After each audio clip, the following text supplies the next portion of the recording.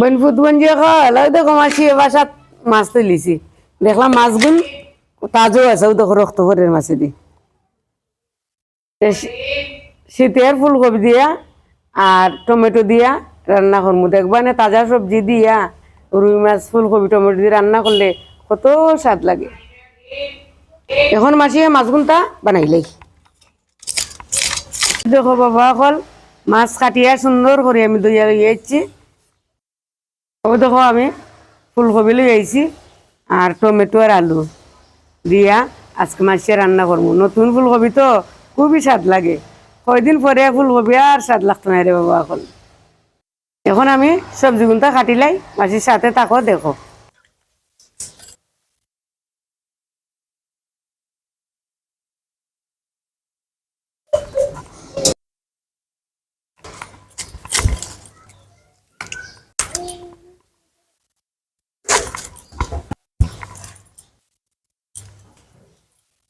আমার সবজি কাটা শেষ, এখন আমি সবজিগুন তারে বালা করে ধুই আনি লইলাম। এখন আমি মাছও হলুদ মরিচ লবণ দিয়া বাজি করি মাছগুন তারে।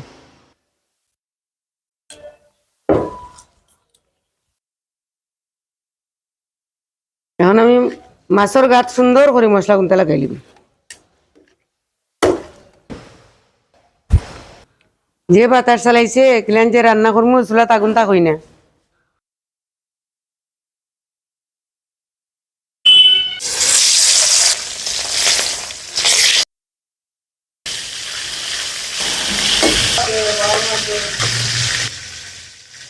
মাছ ভাজি করে লিছি, এখন মাছ ভাজির তেলের মধ্যে আমি আলু ফুলকপি ভাজিলিম। সবজি ভাজিয়ে রান্না করলে আলাদা একটা টেস্ট।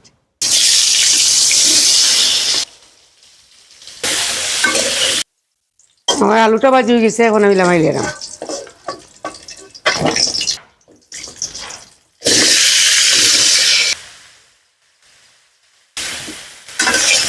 ফুলকপিটা আমি হালকা ভাজি লিছি, এখন আমি লামাই দিলাম।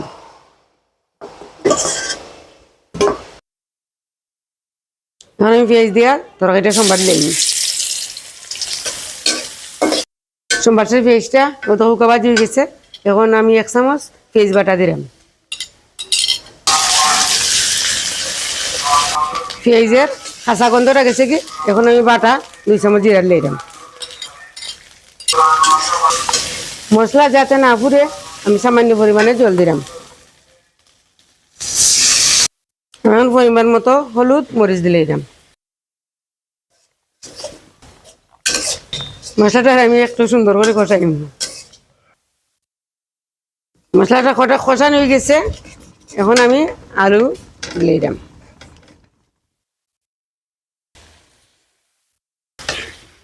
আমি সবজিগুলো তারে 5 মিনিট কষাইম। আমার সবজি কষানি শেষ, এখন আমি গরম জল দিলাম।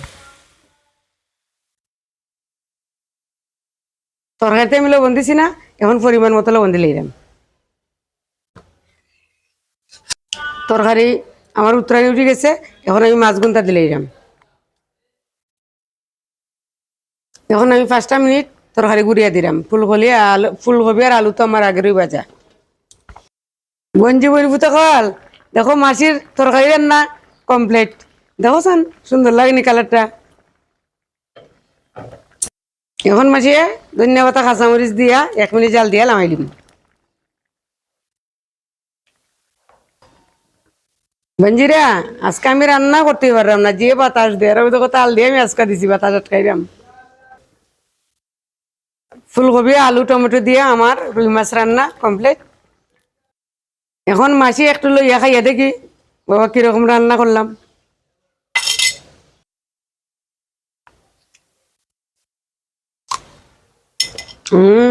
খুব স্বাদ হয়েছে বাবারা, শীতের সবজি খুবই টেস্ট লাগে খাইতে।